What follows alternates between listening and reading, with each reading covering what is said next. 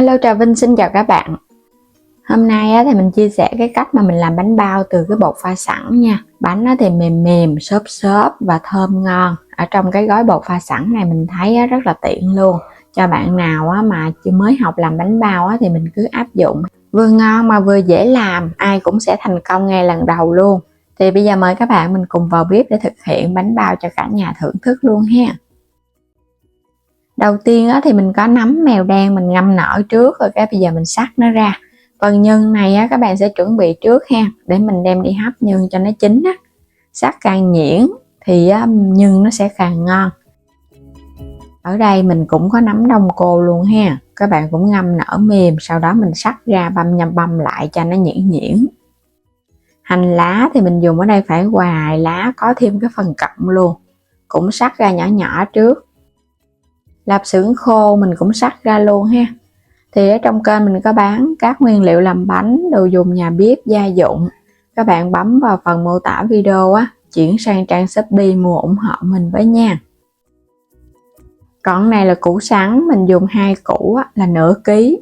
Mình đã cắt sẵn hạt lựu nhỏ nhỏ trước. Cùng với nửa ký thịt. Thịt này là mình dùng thịt nạc vai heo, xay ra ha. Xay cho nó khô khô, các bạn đừng có mình rửa cho nó ráo rồi xay. Hành tây mình dùng 1 củ luôn, khoảng 150g cũng cắt nhỏ. Nấm mèo và nấm đông cô cho hết vô trong phần nhân. Tiếp theo là mình có hành lá nè, cho hết vô tất cả ha để mình trộn. Phần nhân này là nó phải khô, đừng có ướt nước. Mình cho nó qua cái thao cho nó dễ trộn nha. Hồi nãy thấy ít nhưng mà đổ vô tất cả thấy nó nhiều quá, nó tràn luôn.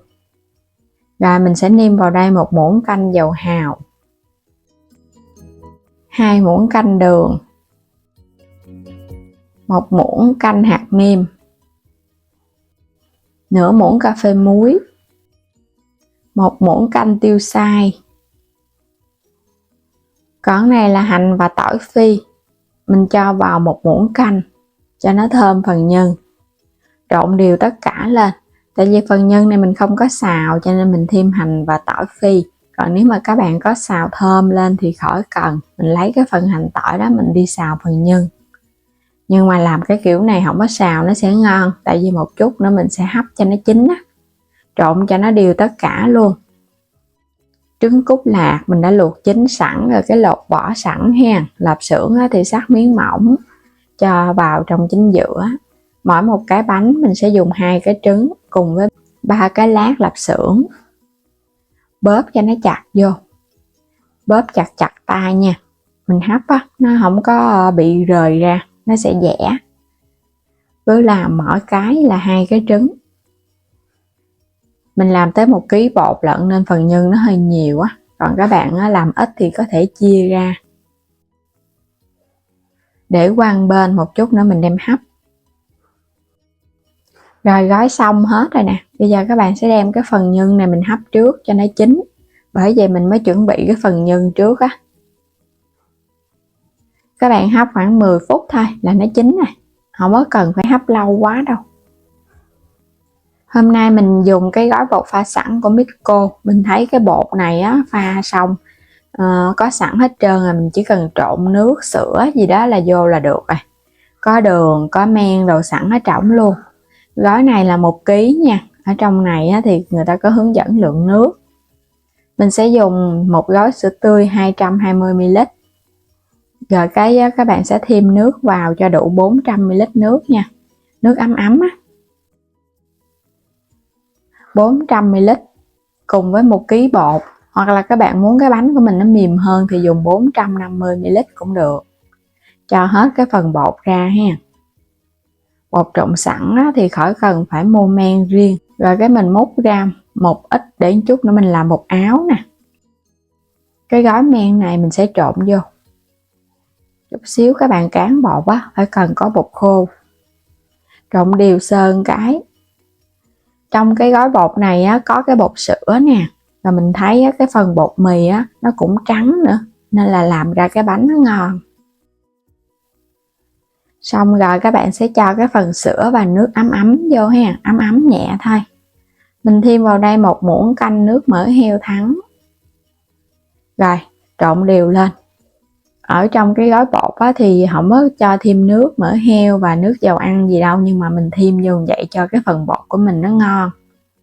Mỡ á, thì nó giúp trắng bánh hơn là dầu ăn. Các bạn không có mỡ thì dùng dầu cũng được. Dùng tay các bạn bóp cho nó mạnh tay nha, để cho cái phần nước á, nó quyện đều vào trong cái bột. Mình làm cái bánh bao này á, thì nó hơi cực chút xíu, chính là cái khâu mà mình nhồi bột á. Còn các bạn làm theo cái bánh bao kiểu của mình với bột hoa ngọc lan và men khô á, mình tự trộn á, thì mình thấy cái bột không có cần nhồi nhiều. Quay qua bên đây thì phần nhân nó cũng chín rồi đó.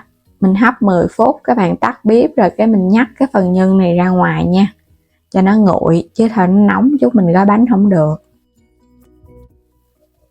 Rồi bây giờ cái khối bột nó cũng quyện, các bạn sẽ cho nó ra cái mặt phẳng. Mình không có cần phải ủ gì hết, các bạn nhồi trực tiếp luôn nha. Lúc này nó sẽ hơi nặng tay, mình nhồi nó hơi mỏi tay một chút, nhưng mà nhồi càng kỹ thì cái bánh nó càng mịn. Cái động tác nhồi này ít nhất cũng khoảng 15 phút luôn á. Hoặc là các bạn dùng máy mình nhồi ha, nhồi cho nó mịn.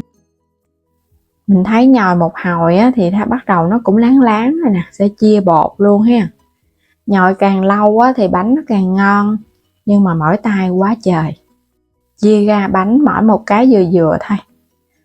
Mình sẽ lận từ bên ngoài vào trong mỗi một cái viên bột, các bạn sẽ nhồi kỹ trở lại nha. Cái bước này á, là mình sẽ làm 2 lần á. Nhồi sơ qua cái chút nữa lấy cái viên bột đầu tiên đó, các bạn quay trở lại.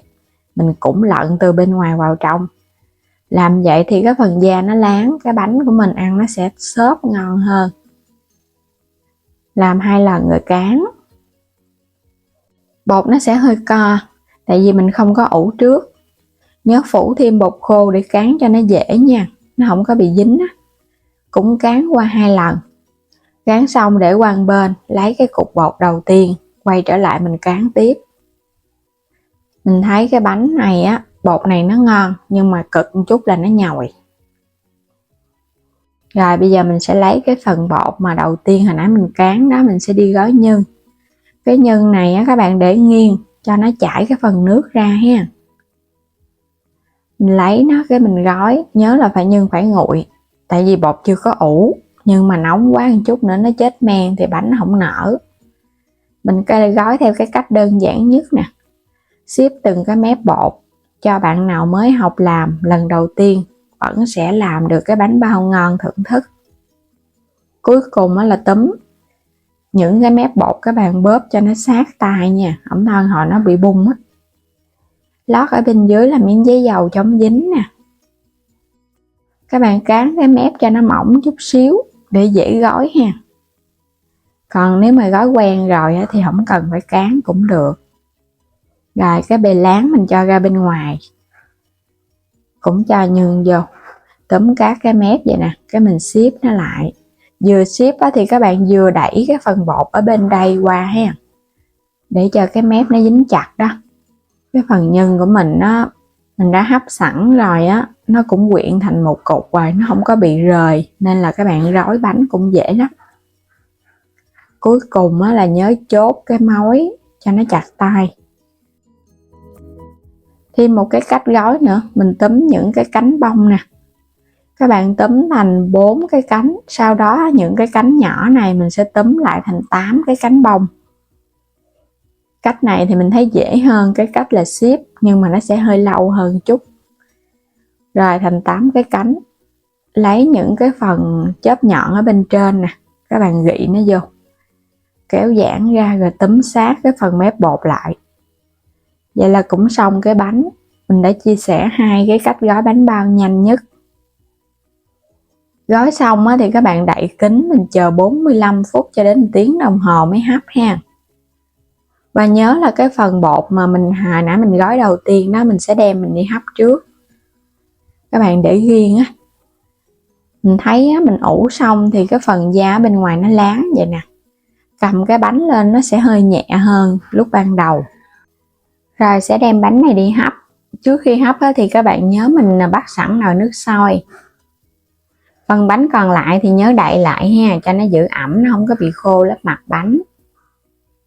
Rồi bây giờ sẽ đem lên trên bếp. Mình sẽ hấp ở mức lửa trung bình thôi, không có lớn quá, và hấp bánh trong vòng 10 phút là bánh nó chín.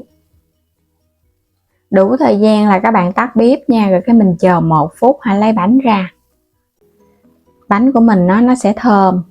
Phần bột á, muốn láng là do là mình nhồi nhiều nó mới láng. Bánh mình đã hấp xong 3 đợt bánh, lấy bánh ra hết luôn ha. Bột này á, là mình thấy á, phần bột nó sẽ mềm ngon, nhưng mà nhồi không kỹ là nó sẽ hơi sần sần.